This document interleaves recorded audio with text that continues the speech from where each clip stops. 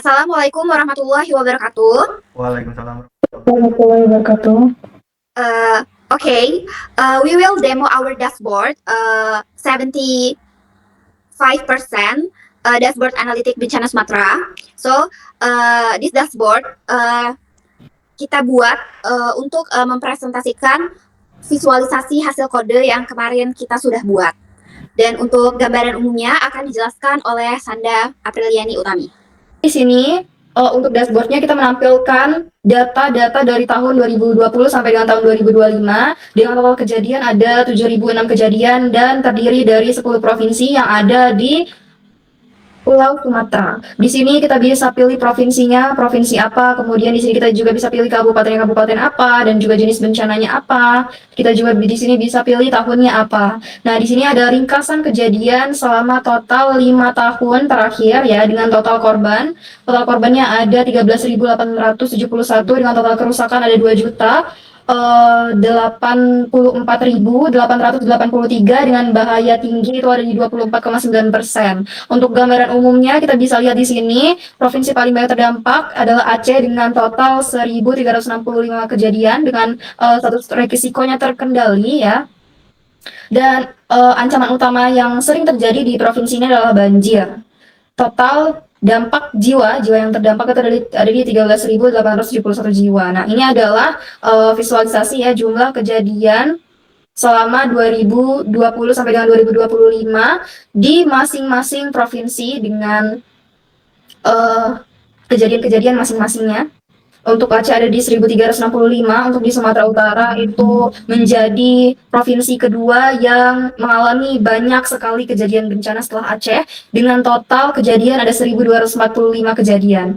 Ini adalah visualisasi diagram batangnya. Kemudian di sini ada visualisasi dari total apa saja yang sering terjadi ya, bencana apa yang sering terjadi selama 5 tahun terakhir itu yang paling banyak adalah banjir, kemudian disusul dengan kebakaran hutan dan lahan, cuaca ekstrim, tanah longsor, dan lain-lain. Kemudian di sini adalah hierarki bencana. Nah, di sini adalah kabupaten, 10 kabupaten dengan bencana terbanyak ya.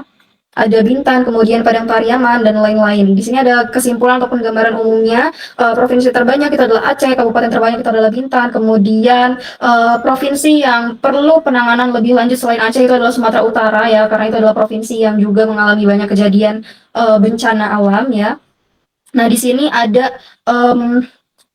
mereka itu didominasi dengan bencana apa di sini ada yaitu banjir ya. Kemudian untuk selanjutnya kita bisa lihat di sini adalah peta spasial yang akan dijelaskan oleh rekan saya Husnul. Baik, saya akan menjelaskan tentang fitur peta spasial di sini. Jadi kita bisa melihat lewat peta dan di situ terlihat lingkaran-lingkaran berwarna yang menunjukkan seberapa rawan wilayah tersebut berdasarkan total kejadian. Semakin merah total kejadian, maka itu semakin banyak dan semakin rawan. Ada merah itu di 1.200 kejadian, kemudian orange di 1.000 kejadian, hijau di sekitar 800 kejadian, ada biru yang paling rendah kejadiannya yaitu di antara 400 kejadian. Kemudian bisa dilanjut untuk fitur selanjutnya yaitu tren waktu. Di sini fitur tren waktu adalah tren waktu berdasarkan kejadian. Misalnya di tahun 2020 itu ada di titik poin, itu bisa menunjukkan berapa kejadian tersebut yaitu di 1.203 kejadian. Kemudian kalau kita lanjut ke poin selanjutnya yaitu 2021 ada 1.279 kejadian, 2022 812 kejadian, kemudian di 2023 1.409 kejadian, di 2024 1.224 kejadian, dan terakhir di 2025 1.079 kejadian. Kemudian ini ada peta panas bulan dan waktu. Heat map ini menunjukkan bahwa dalam per bulan dan setahun itu menunjukkan beberapa kejadian bencana. Semakin pekat warna yang ditunjukkan, maka semakin banyak kejadian pada bulan dan tahun tersebut. Kemudian fitur selanjutnya akan dijelaskan oleh rekan saya Edo Aldi Irvanto. Di bagian ini kita menampilkan data klaster atau pengelompokan datanya ya.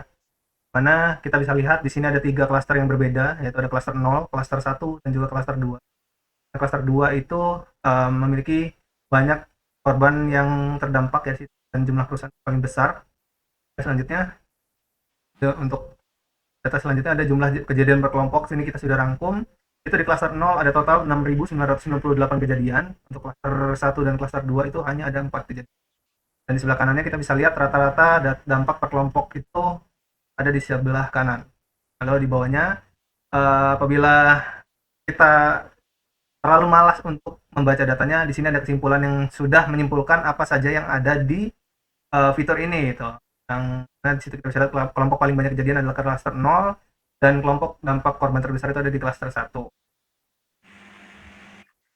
Ada tingkat bahaya. Yang pertama ada proporsi kategori bahaya. Kita bagi jadi 3, yaitu ada waspada, aman, dan juga bahaya tinggi. Dan untuk ringkasan per kategorinya di sini kita bisa lihat untuk bahaya tinggi itu total ada 1.746 kejadian, lalu di waspada ada 2.426 kejadian, dan juga di aman ada 2.800. Lalu next ada daerah dengan skor bahaya rata-rata tertinggi atau bisa dijadikan prioritas utama untuk mitigasi. Ini yang pertama ada Kota Tanjung Balai, disusul oleh Tebo, Aceh Tamiang, Aceh Utara, Pesisir Selatan, Kota Tebing Tinggi, Kota Medan, Musi Rawas Utara, Kota Jambi, dan Pidi Jaya. Nah, ini adalah daftar kejadian bahaya tertinggi ya. Total datanya di sini ada semua. Kita bisa lihat dan bawah masih sama, yaitu kesimpulan.